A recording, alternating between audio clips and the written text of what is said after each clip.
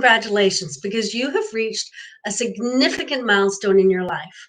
After months of preparation and planning, it's all led to this moment.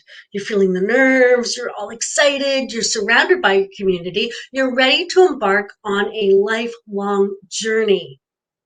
But wait, are you getting married? Is this a wedding? Or is this a book launch?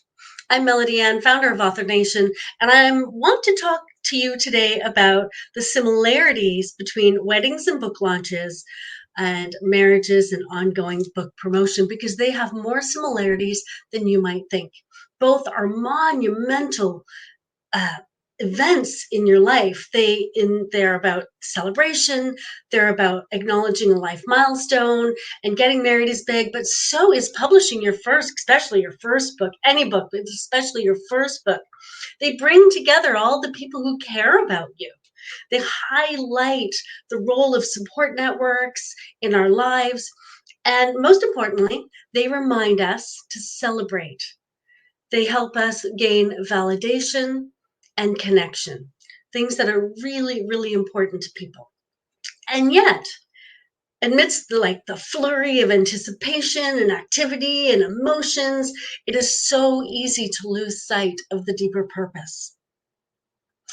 Weddings set the stage for a lifelong commitment, a journey through thick and thin, right?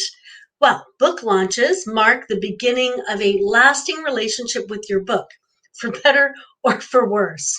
That book isn't going anywhere. So when you plan your book launch, it's crucial to consider not just that moment, that one event, but your long-term goals, your long-term success, and how that launch can help set you up for success down the road.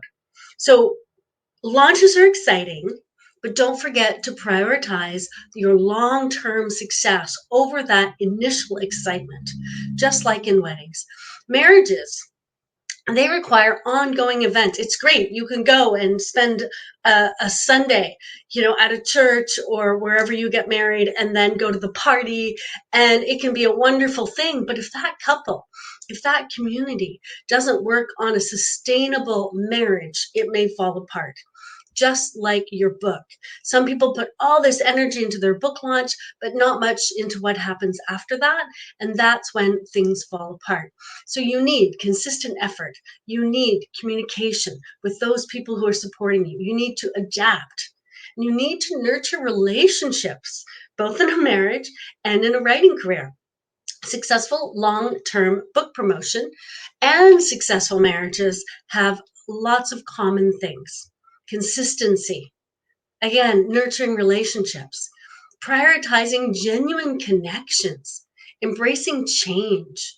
These are all crucial for overcoming challenges and staying relevant in the case of being an author. So ultimately, while book launches and weddings are memorable events, they're just the beginning.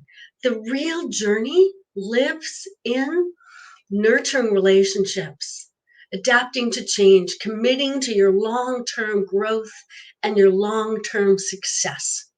So now what? What's next? Before you launch your book, consider these. 1, start by building your author platform, which is the future of your success. This includes establishing your website and growing your email list. 2, choose strategies for your book that will launch you up for long-term success rather than just focusing on immediate results. And 3, build relationships with your audience before, during, and after your launch. Continuously nurture those connections and cultivate a loyal readership.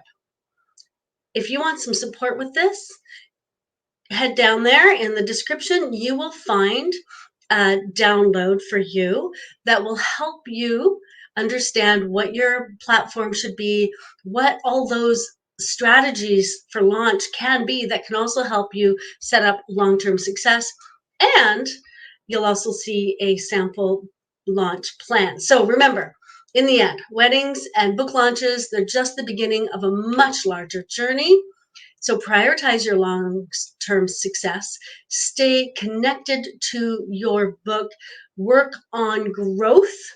And if you need any help at any time, let me know. I'm here to support your author journey now and always.